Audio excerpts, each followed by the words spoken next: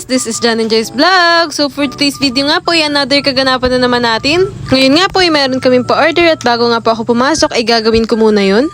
Ang order nga pala guys ni Ma'am ay ito pong 3 pizza at saka po may kasama na round bouquet na ang request po nilang color ay red dahil nga daw po ito ay para sa birthday. Last year nga guys ay meron po talaga kaming pa-order na round bouquet at hindi ko nga alam kung paano nga po ito gagawin kaya naman si Karang nag-DIY kung paano nga ba gawin itong mga round bouquet na to at ito nga po yung kanyang naisip na hanggang ngayon ay ginagawa pa rin namin. Sa mga co-crafters nga po namin pwede po ninyong gayahin yan. Bali nga guys magbibilog lang po kayo ng pinakang styro dyan tapos nga po papagpatungin nyo sila pag nakat nyo na then lalagyan nyo po ng parang pinakang stand na karton na yung pong pinakampagitnya niya ay yung mga styro din.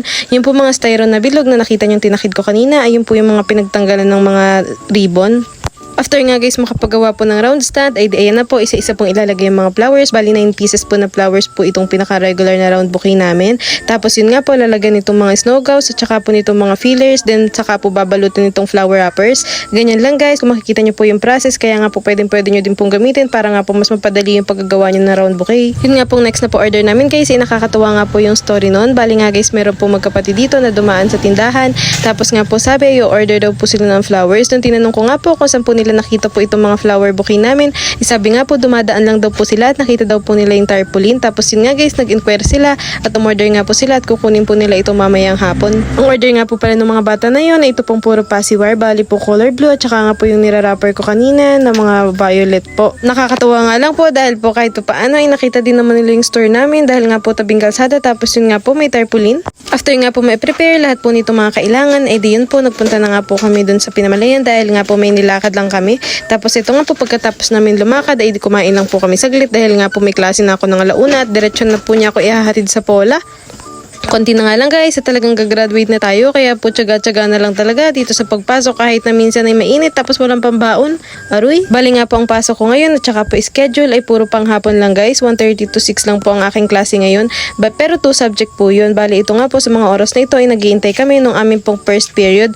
Bali yun po ay 1:30 to 3 p.m. Ang next subject nga po pala namin ay 3 to 6 p.m. Bali yun nga po yung business plan implementation. Malapit na talaga tayo guys sa katotohanan dahil talagang nasa implementation na tayo ng business plan.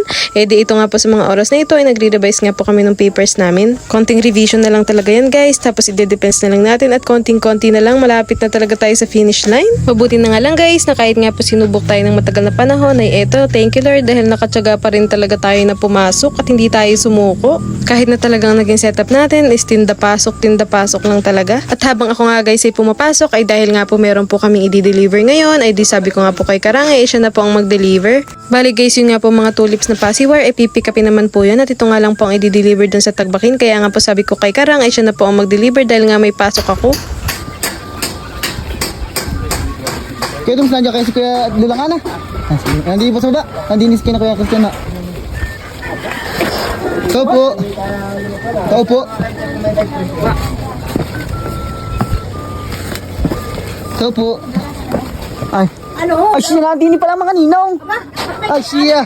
Ha? Ari ha, pabigyan ni ate, ano? Sino may hatang ganito? Ha? Si asawa ni Kuya Christian, ha? Opo, talaga naman. Galing nga. Pati kata ko hindi mo lang nanunuklay. Okay, isa. Ayan. Kapit daw, ayan. 1, 2, 3. Picture, 1, 2, 3. Yay! Sige po. Yan mga bossing ko, nakadali pa tayo ng pansit.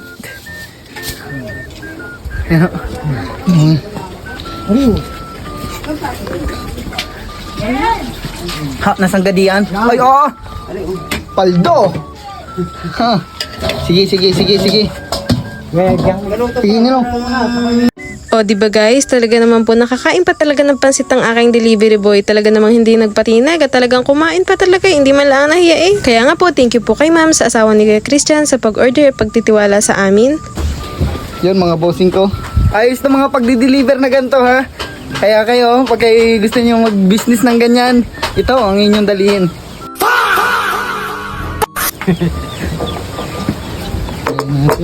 Kaya nga guys, thank you po dun sa mga dinideliveran namin na talagang mababait. Minsan nga guys, talagang ayaw nila pumayag na aalis kami nang hindi pa talaga kami kumakain. Bali nga guys, gustong gusto talaga nila nakakain kami kahit pa kami yung minsan magdi-deliver. O ay di pagkatapos nga po mag-deliver, tapos gani rin kumain ng pansit, di sinundo na nga po ako ni Karang dahil nga po dyan ay tapos na din yung aking klase. Kaya nga po thank you kay Lord dahil kahit po gani rin pumapasok, di nagkakaroon pa rin ng benta, di may pang support tayo sa ating pag-aaral, tapos mga gastusin sa ating mga buhay. Kaya nga guys, nung po sa mga gustong umorder dyan ay umorder na kayo at kung gusto nyo po ay budget friendly, ay sige mag-chat lang kayo at ating gagawan baga ng paraan. So yun lamang guys for today's video. Salamat po sa inyong panonood!